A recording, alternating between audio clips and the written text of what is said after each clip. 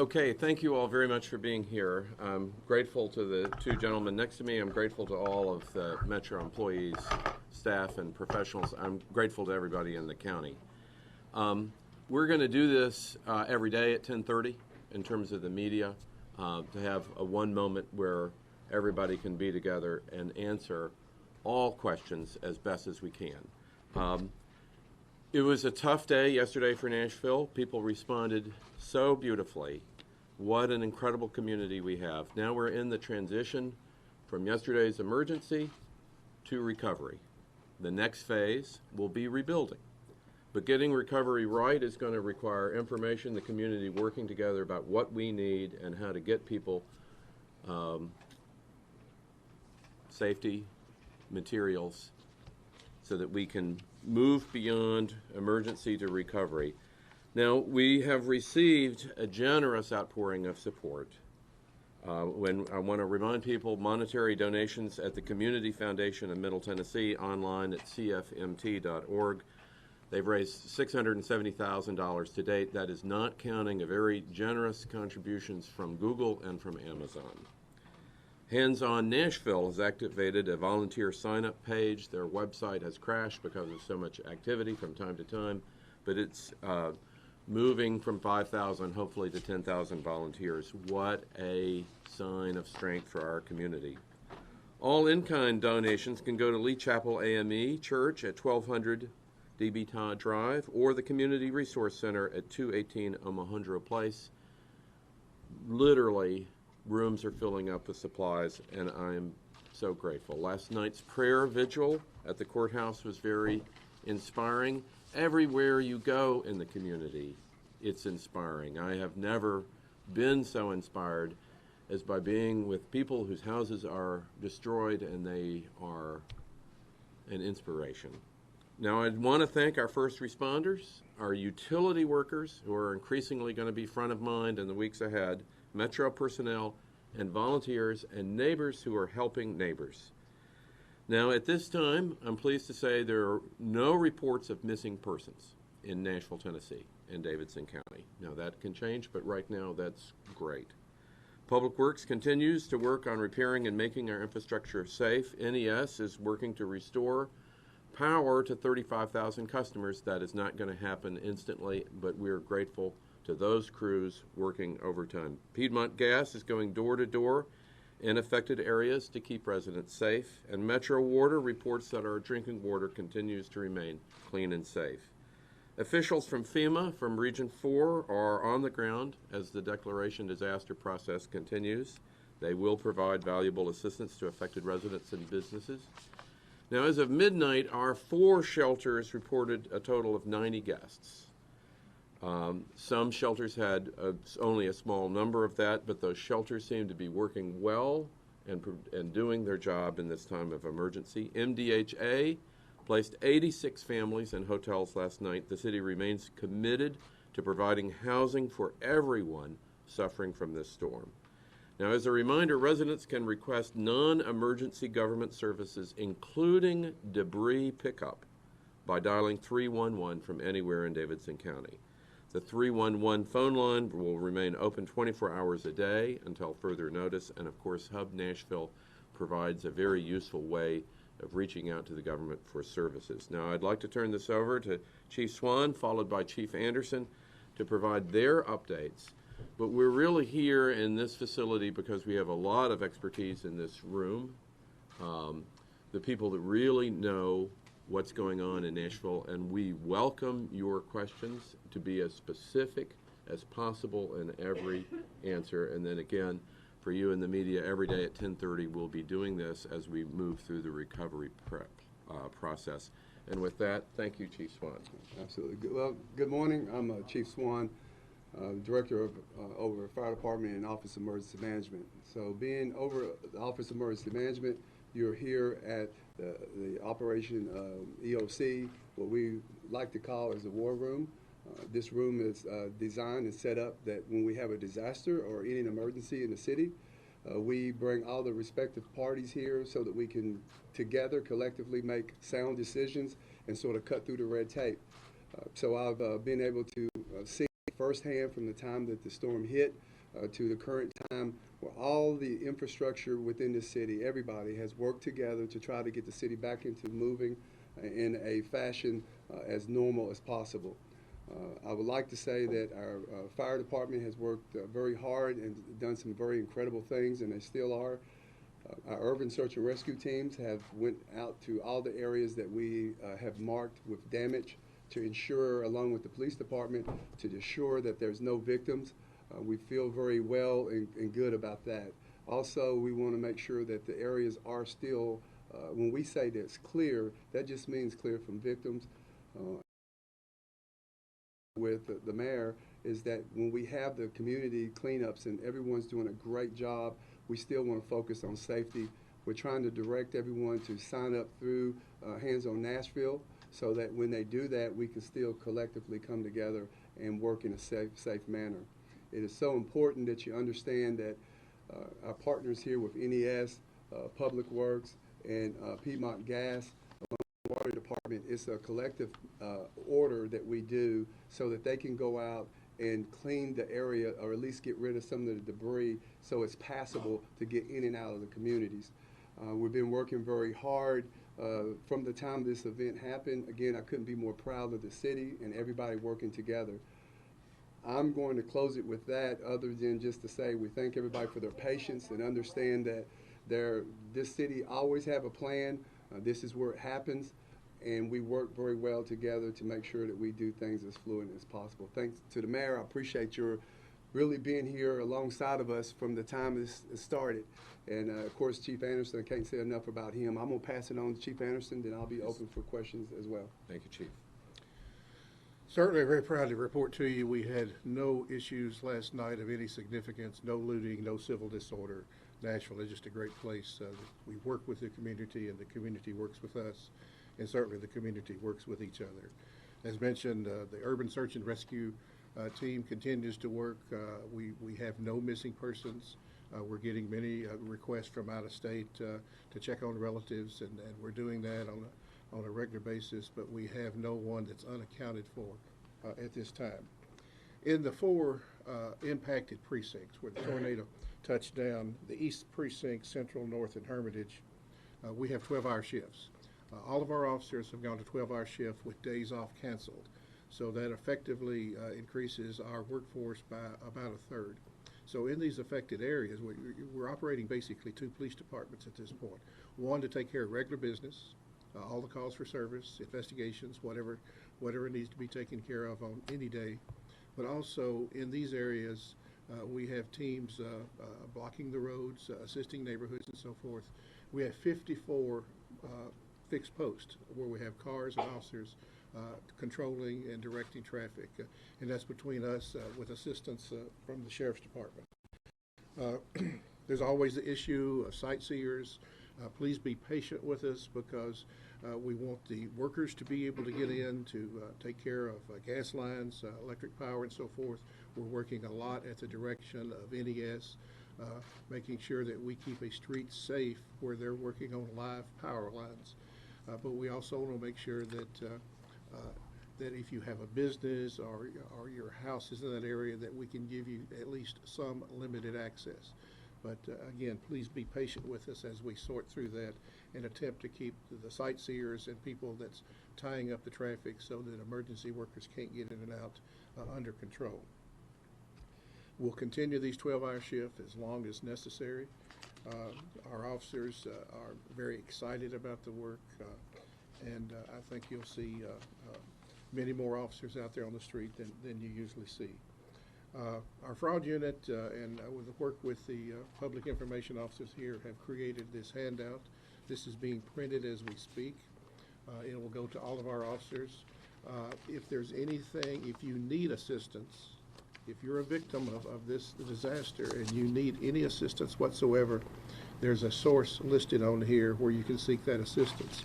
If you want to volunteer, I've gotten emails this morning from people from out of state saying, I'm traveling through Nashville, but I would like to stop and spend a day volunteering.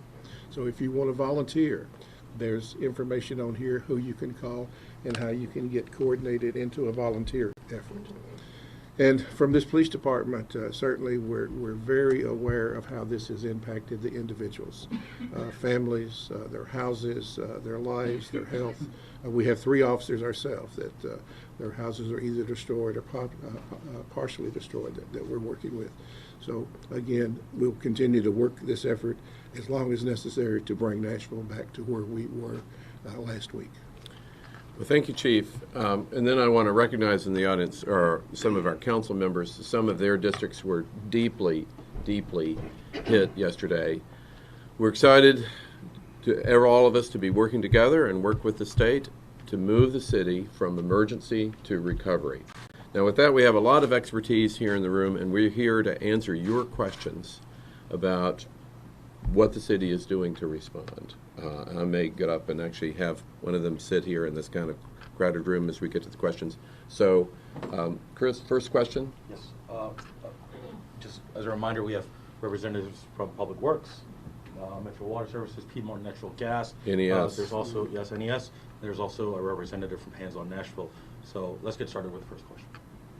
Yes. Just a question about the 2 who died as a result of the storm. I'm Amber Walker, by the way, with CNN. I know your department chief tweeted about the 2 victims. Could you just tell us again who they are and what happened and where they were when they were killed by the storm? I do not have the names in front of me now, but they were over in the East Nashville area on McFerrin Street. Both of them were struck by debris as the storm went through Nashville. And one was pronounced deceased at the scene. One was pronounced deceased later at the hospital. So they were just leaving work and They were leaving an entertainment venue at the time. It was around midnight. They were killed outside their home. They were killed on the street outside an entertainment venue that they were leaving. I know you, Kim St. Ange with WSMB. You've mentioned, I think it was the 4 precincts that were, especially with the focus of the officers. Is there one in particular where you're really focusing some of these efforts on today with day 2 of this cleanup? Or where you're having maybe the most power outages or anything like that? Well, keep in mind, the precincts cover a broad, each of our 8 precincts cover a broad geographical area. The storm basically sliced the county in half. So those were the precincts that the tornado actually touched down in. So our focus is on the impacted areas, not necessarily the whole precinct, but the impacted area. So if there's damage, debris, power lines down, we'll be there. It's not like you have more officers today focusing on, say, Germantown versus East Nashville or anything like that. Well, we have more officers focusing on the impacted area, whatever precinct they may be in. These just happen to be the 4 precincts that were impacted. South Precinct, for instance, wasn't impacted to any great degree. Do we have a total estimate for how many people are displaced from their homes this time?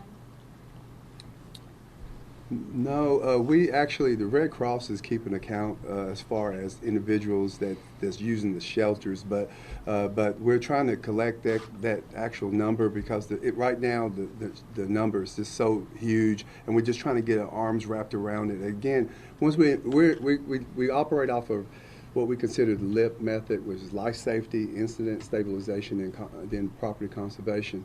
So we're in that recovery stage, and with that, we'll be able to grab those numbers a little bit more better. But again, you got to always remember, right now we're just trying to still try to look at the recovery phase, and it is such a detailed plan when we start looking at every venue and how we do it. So we don't have those numbers, but we can try to obtain those for you at a different time. Well, and maybe, Chief, you would comment a little bit just on the call volume and the responses yesterday that your department was able to put together. Yeah, absolutely. I think from the time that the event started we really got it in control. It was about 400 plus calls that we made. We transported about 100 and I think it was 87.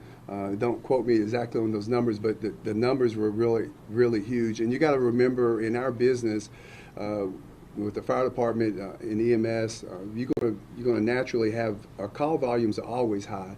But when you have an event like this, it's just going to exacerbate that number, make it a lot bigger. But again, the guys that are the men and women of the department, in every department, of course, but just speaking about the fire department, did an incredible job and was able to get things back on a normal run volume. Once the storm hit, now the fire department is more or less back into their normal swing of things.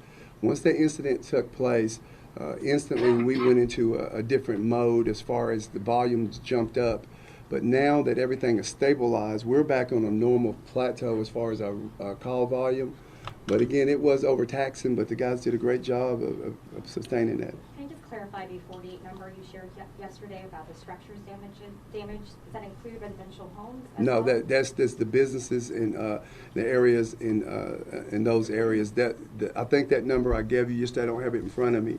That was more about some of the businesses, but we have not collected the numbers as far as homes and things of that nature. Next question. Are you all still doing the search and rescue, or is that now finished? Well, we went through every zone that was struck. We've got a map that actually showed, again, where the tornado came in and left, and we've marked those areas down to the very street numbers. And we've cleared all of those areas, showing that there is no more victims. But our urban search and rescue teams right now are on standby because we do know, along with the cleanup process, there'll still be a need for that possibility to happen because there's so many structures that are not stable. So if the need comes, something happens to one of those structures, our teams are there to actually render the aid. How long do you think you'll have to be in extra staffing mode to kind of get the city back on its feet? As long as it takes. Can I ask about, from NES, where we stand now in terms of electricity? Was maybe complicating And Councilor, you want to getting come over everyone back on the grid, and how here long? just to facilitate the audio here. You're trying to see. Yeah. So to electricity, if we can get an update, how many are without? Sure. How long ahead we're looking, and what may be some complications to getting folks back with their power?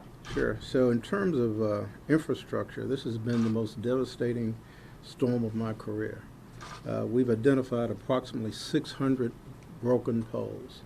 By comparison, the tornado of 1998, I apologize, it was 200 poles. To give you an idea of what type of damage we're looking at. So our thoughts and prayers go out to our friends and neighbors whose lives have been changed forever by this tragedy.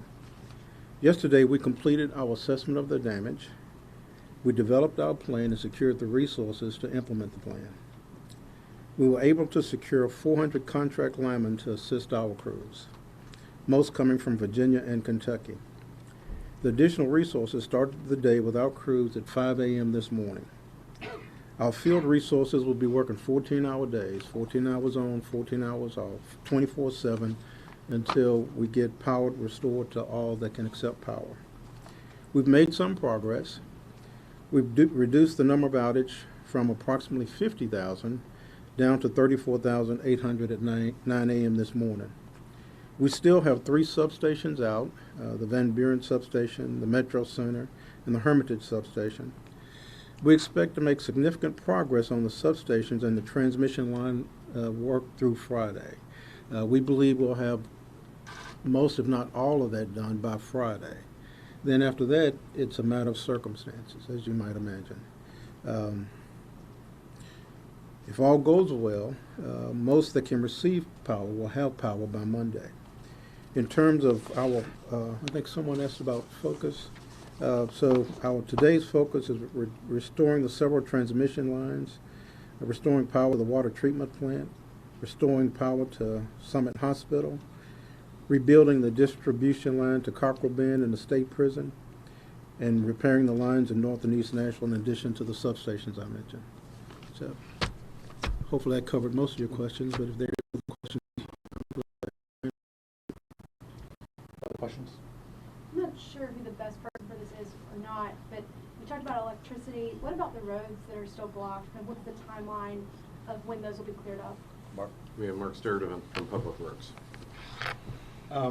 What we're doing right now, our focus is moving debris. Mark, here. We take the seat. Yeah. Thanks, Mark. Okay, again, our focus is to try to get roads back open, and that usually means moving debris off the street up onto the curb. And I want everybody to know if we move stuff onto the curb, we're going to come back and get it. That's just a temporary thing that we do. Our other focus is to try to get intersections open that might have a traffic signal out and that's dependent on, of course, power. So we're working closely with NES to coordinate that. I also want to say that in this early stage, the Public Works Department, our heavy work is yet to come in the days and weeks ahead. And our work at this point is really to support NES, to support the police department and the fire department in their work. And at this stage, from a organizational standpoint, we feel like we work for OEM just so we can keep everything organized and moving forward. So that's kind of our focus today. OEM is Office of Emergency Management, which is operating this coordinated response. Sorry. Yeah, we're supporting NES, everything they're doing. I assume you're all working on this together to clear the Yeah. roads, the power lines. Any estimate on when these roads could be reopened, or? It's dependent on, we can get the debris out of the roads pretty soon. It's dependent upon getting power back to the signals, and if the signals have been damaged. Hard to say, I guess. Hard to say, yeah. This is for Mayor Cooper or any of the gentlemen who maybe want to respond. Someone had mentioned the tornado of 1998. We had the 2010 flood, and here we are today. You all are doing the best that you can. The community has rallied together. What does that say to you about the spirit of this city? Oh, what a city. I mean, I've never been so inspired in the areas of greatest devastation. People's attitude was the strongest. It was a blessing. I mean, I'm grateful to everybody in this room and the quality of the response and the first responders. It was a blessing, frankly, that there was not more loss of life. If you look out at the devastation, it is a great blessing. Now, all those who were injured, and we did have fatalities, but you look to our east and you see counties that were even worse hit in terms of fatalities. The strength of the community, everybody where that I go wants the power back on so they can start to rebuild. And that's an act of courage, and I'm grateful for it, and we need to support it, and we will. Mr. Mayor, President Trump expecting a visit on Friday. Will you be meeting with him personally, and what do you expect from his visit? Well, he called me yesterday and called the governor. I know he is looking forward to coming here. He has visited other tornado sites, and he was telling me how devastating he found it, and the raw power of the tornado. And clearly he had seen the pictures in Tennessee. He was aware of our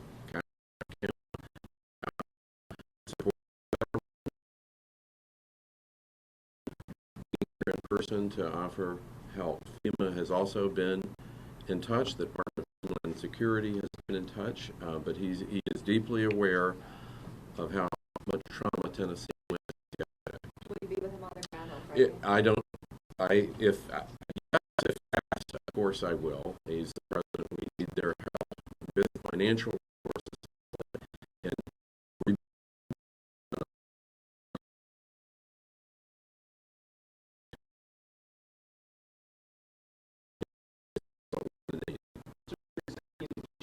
We may take for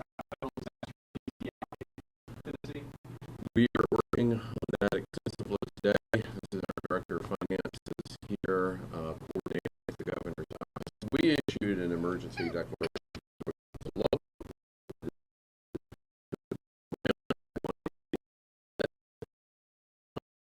first responders that we're asking them to we're going to be able to pay for. Now, at each level, there are other complexities with this, but I'm hopeful that soon we'll be able to announce that process. But we are working beautifully with the state and the federal government, and this is a disaster that cuts across everybody, unfortunately, and we're committed to getting it right for people.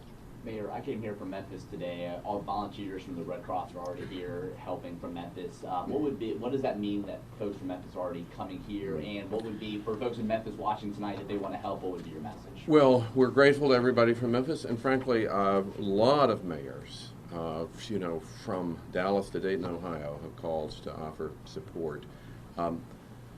Specific departments may have some level of expertise that those communities are particularly, those governments are particularly able to help us with. But again, I do refer everybody to the great effort going on at Hands on Nashville. and then the Community Foundation, and then donations are gratefully accepted, both financial and otherwise. In mentioning the financial donations, you said that that didn't count individual ones from Google and Amazon? Yes. How much are those donations? Well, Amazon yesterday is donating supplies directly to our community centers, and then Google yesterday pledged $100,000, which is beyond what has come in to the Community Foundation. I'm not sure if we've already addressed this, but is there any update on the severity of the injuries? Have we already covered that? When you say injuries, Just anyone who, you're talking about people transported, I just didn't know if there was any. well, we know that, again, other than the 2 deceased, we did have one that was severely injured, but there's not been any other reports of any other injuries due to the actual storm in Davidson County. So again, we're very fortunate. Which is, to all of you that have covered it, and I'm very grateful to the media, this is a moment where pictures and communication with the community is of great importance in understanding and healing. I frankly, that is such a blessing. I mean, look, if you see the devastation that we would have, relatively speaking, so little bodily harm, relatively speaking, in terms of the devastation in the community.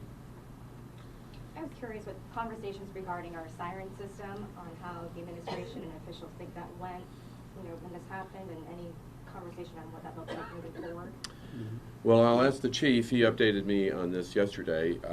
I'll just say, he said we got what we planned for. We got the 3 to 6 minutes that we planned for. Now, we may want to have other plans as a community going forward, but did we get the emergency notification that we planned for in the system? But he would have a deeper insight into that. Yeah, the system that we currently have is what we consider a blanket system, where if a tornado is cited or warning, no matter where it's at, if it's in Bellmead or if it's in Hermitage, all the sirens go off, and that's exactly the way the system is designed right now. And it actually worked. It did its job. Now we are going to move to more of the polygon system, which it'll be more controlled. If the tornado's in Hermitage, only people in Hermitage, and the other, I guess, if it's in Hermitage, Hermitage will be alarmed and it will not go throughout the county or other cities. But that's coming. We're working on that as we speak. But again, the system that we currently have, it worked. It worked exactly the way it should. And we're very happy with that. We had no indications of any sirens that did not work. We do know that the sirens are designed to sound for 3 minutes, and then it goes into a lull for a few minutes, and it starts back again. So the siren system worked, and we along with being blessed from God and systems, again, as the mayor stated, if you look at the devastation throughout Davidson County, we're very fortunate. One more question. Chief, how many men were injured and transported yesterday, and what's their condition today? I'm saying again. How many of your men were injured?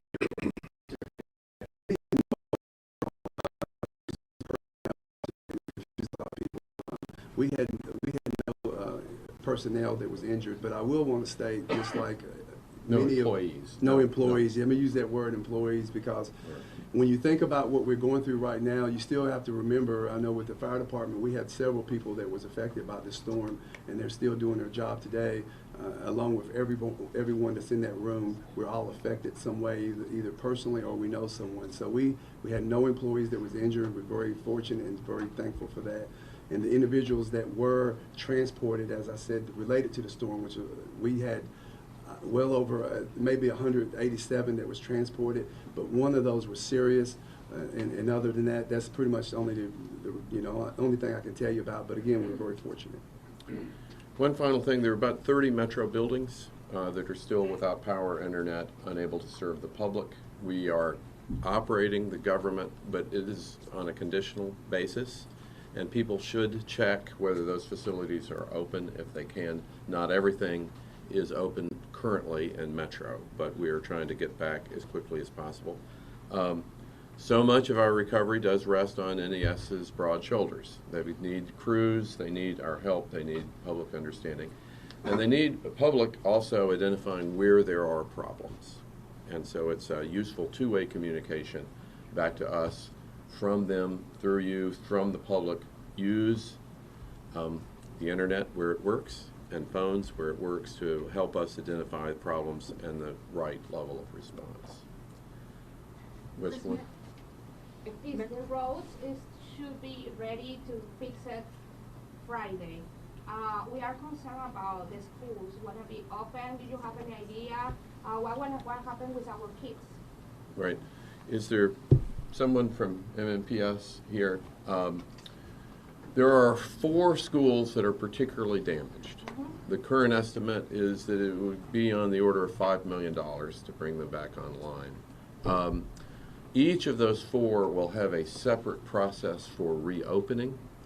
One, the Churchwell School, I believe, will take the longest, and that will certainly be in the weeks. But parents should need to contact MMPS for the specific schedule and opening date for those schools. There are still some schools without power. And I think the report has been just for this week that they will be closed.